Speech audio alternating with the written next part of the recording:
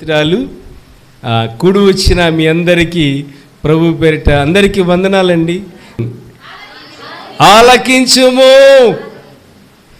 Right. ఏం కావాలి ఈ రోజున ఈ పగటి వేళ సమయంలో? పరిశుద్ధాత్మ దేవుడు తేటగా మీకు వివరిస్తున్నాడు. పని చేయటానికి నీకేం కావాలి? మనసు కావాలి. ఏం కావాలండి? మనసు కావాలి. ఏం కావాలండి? మనసు కావాలి. ఏంటా మనసు? ఆత్మ సిద్ధమే కానీ శరీరము బలహీనత. మందిరానికి రావాలని మనసులో ఉంది కానీ ఏంటో ఎల్ల బుద్ధిగాటల్లా. ఏంటండి? ఏముండాలి మందిరానికి వెళ్ళాలంటే? రైట్, చెప్పండి రా. మనసు ఏముండాలి? మనసు కలిగి ఉండాలి. మందిరానికి రావాలంటే మనసు కలిగి ఉండాలి. ఒక గంట టైం ఉన్నా సరే, ఒక గంటన్నర టైం ఉన్నా సరే, ఒక హాఫ్ అన్ అవర్ టైం ఉన్నా సరే, ఆ పరిశుద్ధాత్మ మందిరంలోకి వెళ్ళి ఆరాధించాలని నీలో మనసు కలిగి ఉండాలి, గుబులు కలిగి ఉండాలి. పనికి వెళ్ళి వచ్చాము, అడావిడికి వచ్చేసి గబగబ రెడీ అయిపోయి ఆ పరిశుద్ధ మందిరంలో అడుగు పెట్టాలని నీకు మనసు కలిగి ఉంటే దేవుడు నీ నిర్మాణాన్ని పూర్తి చేస్తాడు, నీ కట్టడలను పూర్తి చేస్తాడు. నువ్వు అనుకున్నది సాధించగలుగుతావు. నువ్వు చేయాలనుకుని తలపెట్టింది చేయగలుగుతావు. రైట్. ఈ రోజున అంశము ఏముండాలి? మనస్సు. ఇంటికాడ పెట్టొచ్చారా, ఇక్కడ తెచ్చారా?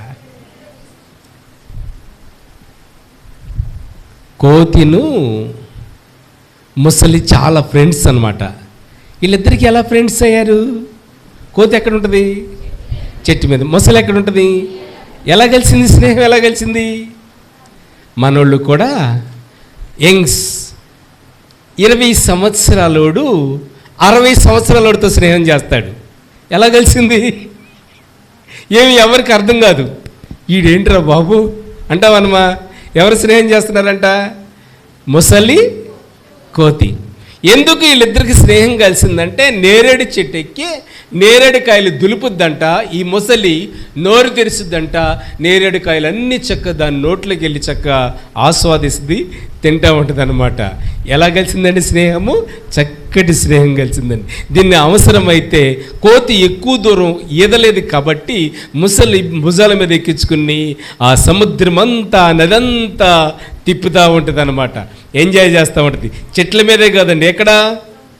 సముద్రంలో కూడా అనమాట. అయితే గమనించండి, జాగ్రత్తగా వినండి.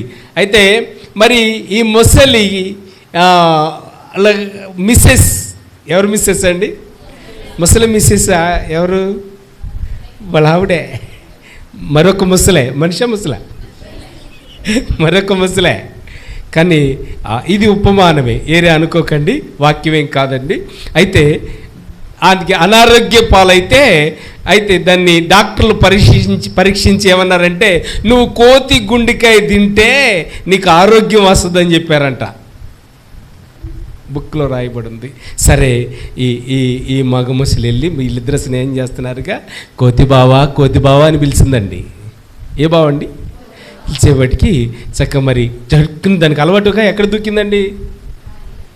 భుజాల మీద దూకేపాటికి జమ్ముని వెళ్ళిపోతుంది. సరే, కొంత దూరం తిప్పేసిన తర్వాత తీసుకొచ్చి అక్కడ పెట్టేది. ఇంకా వెనక తిప్పట్లేదని అడిగిందంట.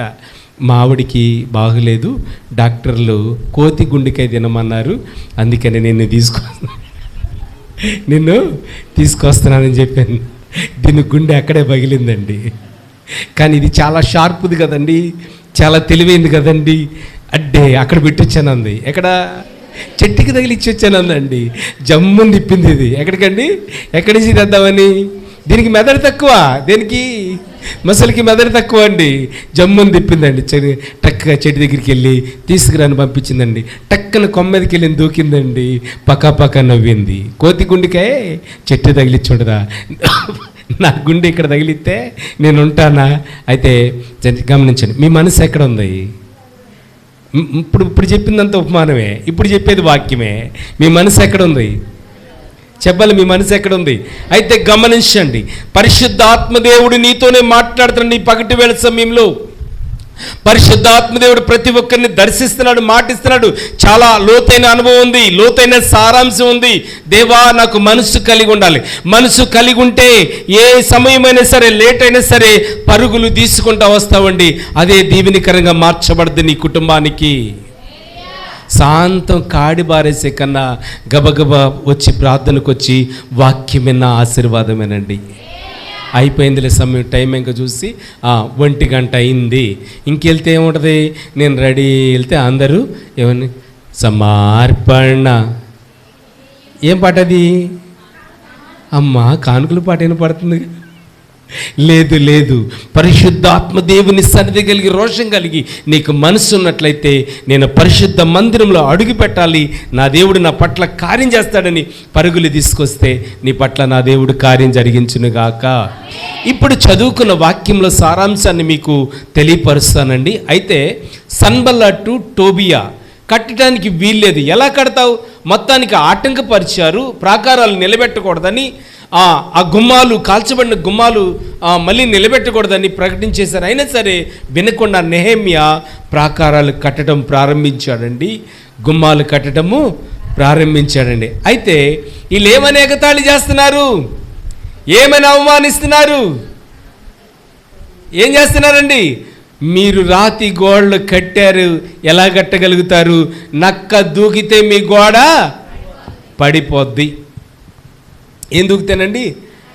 చాలా, దీన్ని బట్టి చాలా నేర్చుకోవచ్చు. పరిశుద్ధాత్మదేవుడు చక్కగా వివరిస్తున్నాడండి. నక్క దూకితే గోడ పడిపోద్ది. డబ్బు లేక, బిల్డింగ్ వేసే స్తోమత లేక 4 స్తంభాలు తెచ్చుకుని 4 రేకులు వేసుకుని ప్రయత్నం చేస్తుంటే ఇరుగమ్మ పొరుగమ్మ, ఇరుగయ్య పొరుగయ్య వచ్చి ఏమంటారు? ఏరా, రేపు గాలి వస్తే పడిపోయేద్ది కదరా అంటే ఈడెక్కడున్నాడు? చెప్పేవాడు డాబాలో ఉన్నాడు. వాడిని ఏమన్నాడండి? కానీ గమనించి, వాడు స్తోమత లేక, డబ్బు లేక 4 స్తంభాలు పాతి రేకులు వేసుకుని చక్కగా చుట్టూ కట్టుకుని దాంట్లో జీవించాలి, మనకున్న దాంట్లో తృప్తి పడదాము అనుకున్నాడండి. కానీ వచ్చి ఏమన్నాడండి? కానీ నీతి చెవట్ల, మంచి చెవట్లేదండి. ఏం చేస్తున్నాడు?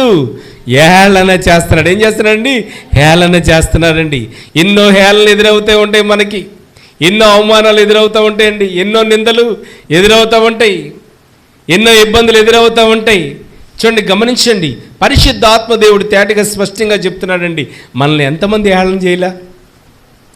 మంచి శారీ కట్టుకొచ్చి నీ శారీ బాగోపోతే ఏమంటారండి? హేళన చేశారా చేయలేదా? హేళన చేశారండి. నువ్వేదన్నా కడతంటే అది నిలబడద్దా? నిన్ను దగ్గరికి వచ్చి అంటున్న మాట ఏంటో తెలుసండి? అప్పు చేసినట్లయితే నీ దగ్గరికి వచ్చి అంటున్న మాటలు ఏంటవు? అప్పు నువ్వు తీర్చగలవా? ఏమంటారండి? అప్పు నువ్వు తీర్చగలవా? ఎన్నో అవమానాలు, ఎన్నో నిందలండి. 1, 2 కాదు చెప్పుకుంటే, పిల్లల విషయంలో చదువు కొద్దిగా అంతంత మాత్రం అయితే రానున్న దినాల్లో నువ్వు పెద్దగా చదవలేవు, నువ్వు చదివి ముందుకు ఏమీ రాణించలేవు అని హేళన చేసేవాళ్ళు, అవమానపరిచేవాళ్ళు, నిందించేవాళ్ళు అనేక మంది ఉంటారు. కానీ అద్భుతమైన మాట, మా దేవా, నా దేవా, ప్రార్థన ఆలకించుము. ఏం ఆలకించాలండి?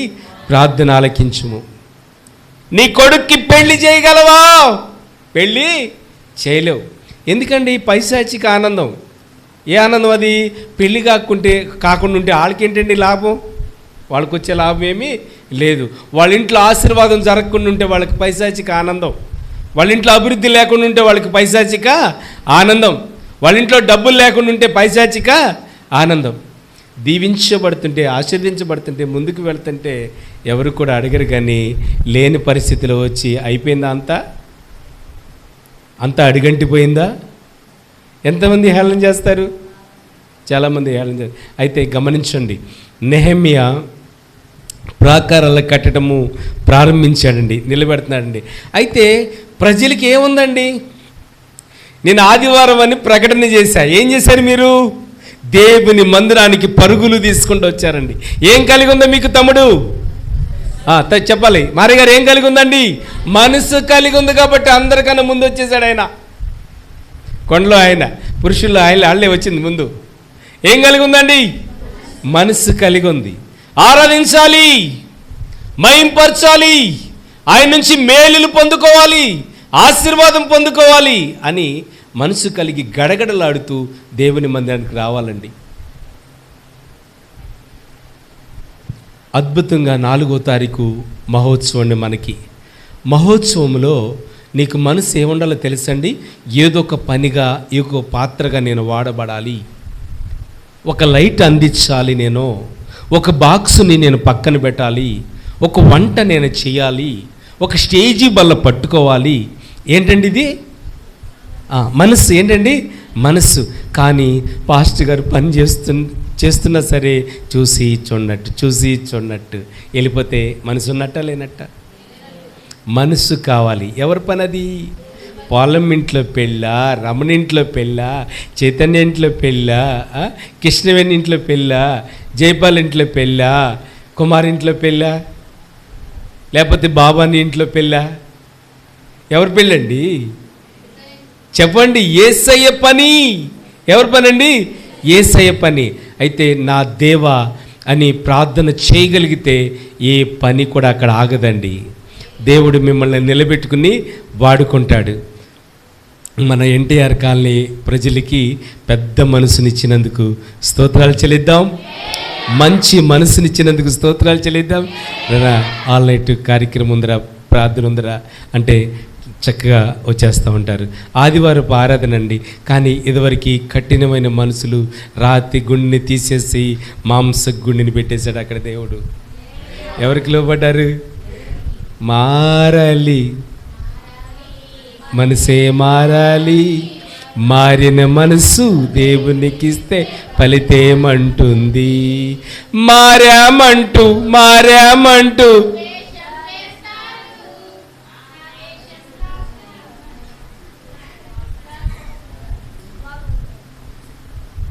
ఏం వేషం చేస్తారంటండి? బాబు తెలుసండి, పాదం తెలుసండి నాకు.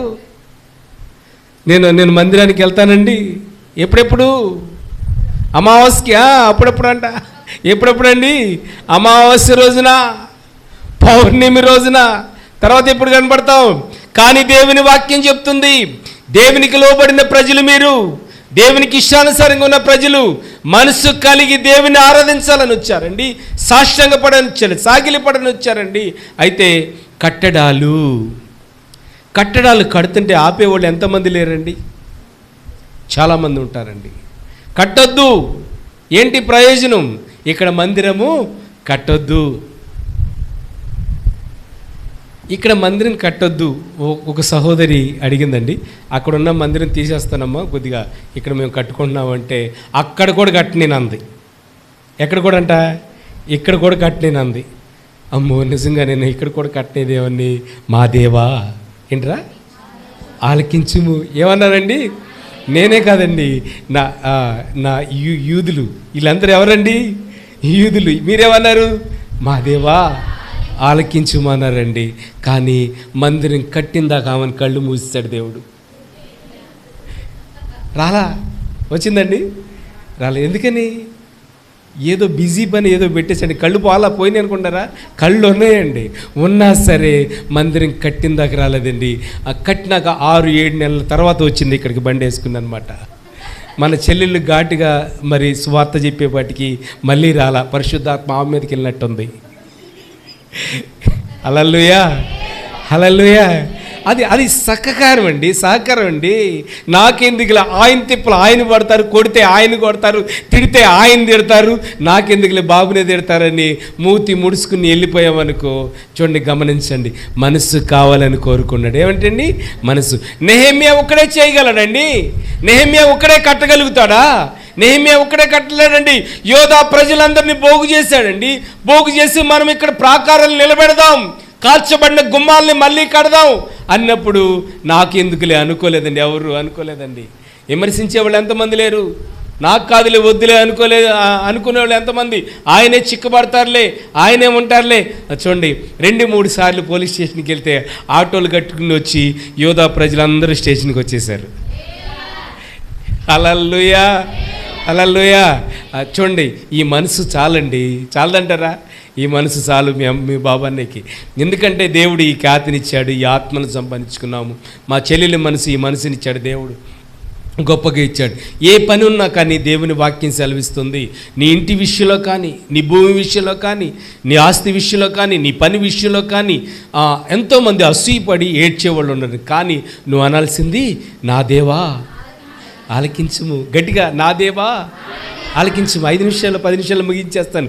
నా దేవా ఆలకించుము, నా దేవా ఆలకించుము, నా దేవా ఆలకించుము. వాళ్ళకి చదువు రాకూడదు, వాళ్ళకి ముందుకు వెళ్ళకూడదు. అలాగే కొన్నంగుంట్లో కూడా మందిరం కట్టనీయకుండా చేశారండి. కానీ ఇప్పుడు మనం అనాల్సింది, నా దేవా. గట్టిగా అనండి. మందిరం నిలబెట్టాలండి రానున్న దినాల్లో. తమ్ముళ్ళు మీరు కూడా పరిశుద్ధాత్మ కలిగండి.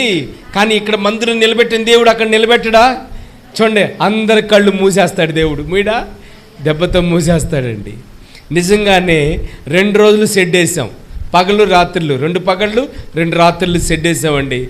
కొన్నంగుంట వాళ్ళ కళ్ళన్నీ మూసాడనమాట. చూస్తే ఏముందండి? మందిరం ఉంది అక్కడ. అంతకుముందు ఏముందండి? ఖాళీ స్థలమే, అమ్మేసుకుంటాం అన్నారండి. కానీ ఇప్పుడు మందిరం ఉంది, ప్రజలు ఉన్నారండి. ఏం చేశాడు దేవుడు? ఏం చేశాడండి? కళ్ళు తీసేసాడా? చూడండి, గమనించండి జాగ్రత్తగా. ఎంత గొప్ప దేవుడు తెలుసండి, ఎంత అద్భుతమైన దేవుడు తెలుసండి, ఎంత ఆశ్చర్యకరమైన దేవుడు తెలుసండి మీకు. ఇజ్రాయేలీ ప్రజలు ఎర్ర సముద్రం ఎదురుందండి, ఎర్ర సముద్రం ఎదురుంది. అయితే గమనించండి, ఇజ్రాయేలీ ప్రజలు బానిసత్వం నుంచి, ఆ చీకట్లో నుంచి, ఫరో చేతిలో నుంచి, ఆ ఇట్టి చాకరి నుంచి, మట్టి పిసకలేని బానిసత్వం నుంచి మొరపెట్టగా దేవుడు వాళ్ళని విడిపించాడండి.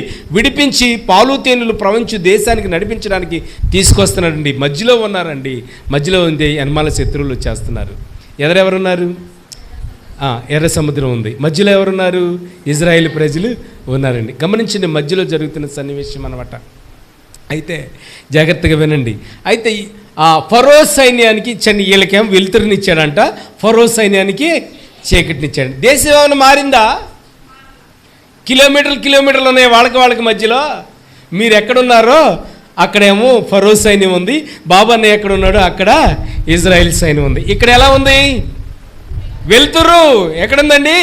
వెలుతురు ఉంది. అక్కడ ఎట్లా ఉంది?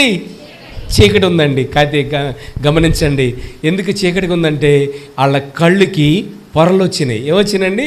పొరలు వచ్చినాయి. పొరలు వచ్చినప్పుడు ఏం కనపడుతుంది?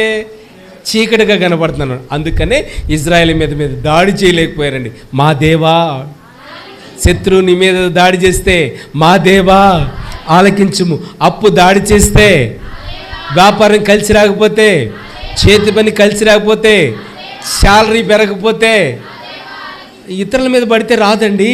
అసూయ పడితే రాదండి. ఏడిస్తే రాదండి.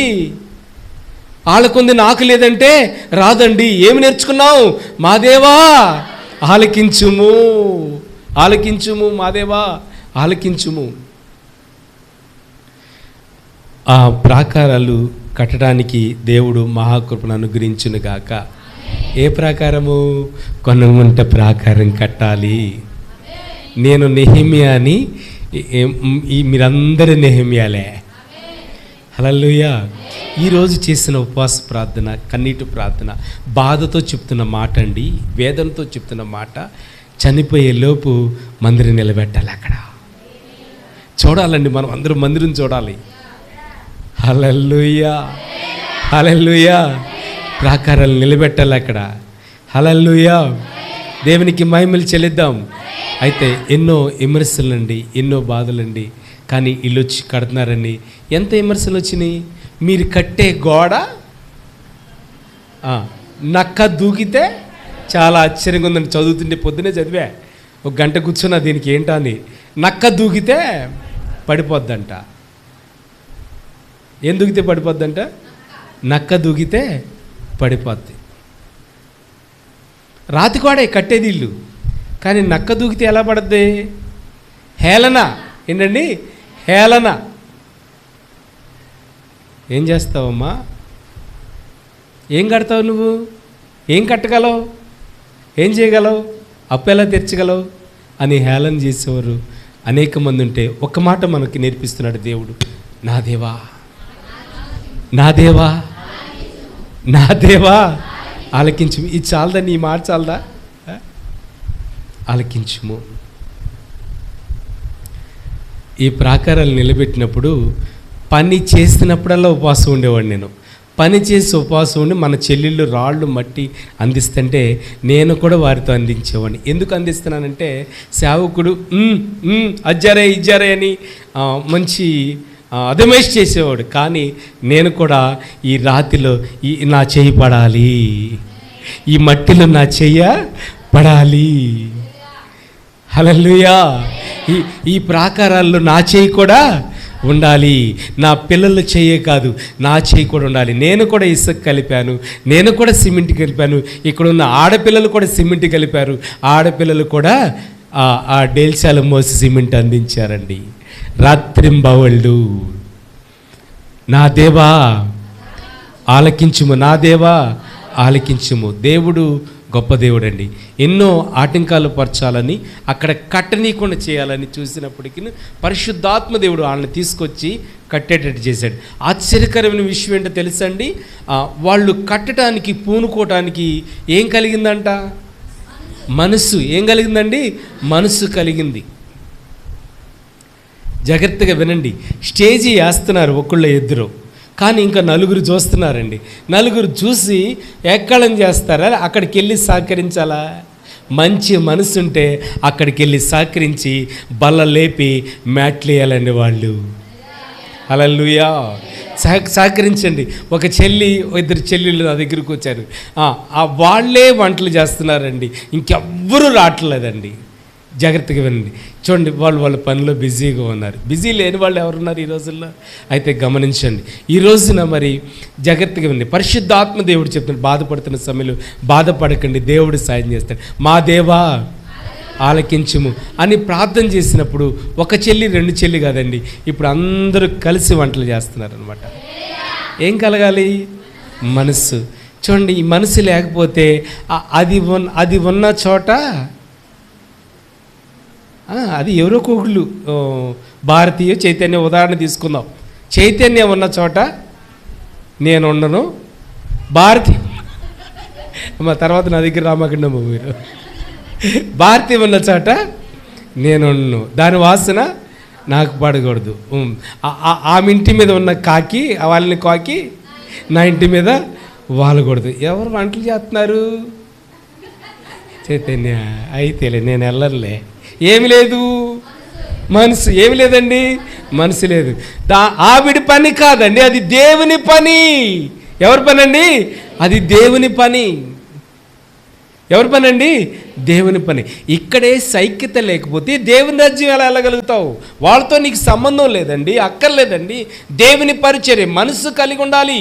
ఆరాధనకు రావాలని మనసు ఉండాలి, దేవుని స్తుతించాలని మనసు ఉండాలి, దేవుని గణపరచాలని మనసు ఉండాలి. చర్చిలోనే ఐక్యతగా లేకుండా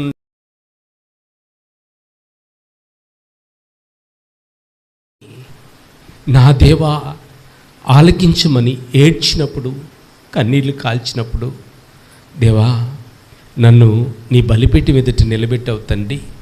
నెహెమ్యా, నా దేవా ఆలకించము. నక్కలు పడేస్తాయి నీ గోడని, నక్కలు దూకితే పడిపోద్ది అన్న సమయంలో నా దేవా ఆలకించుము,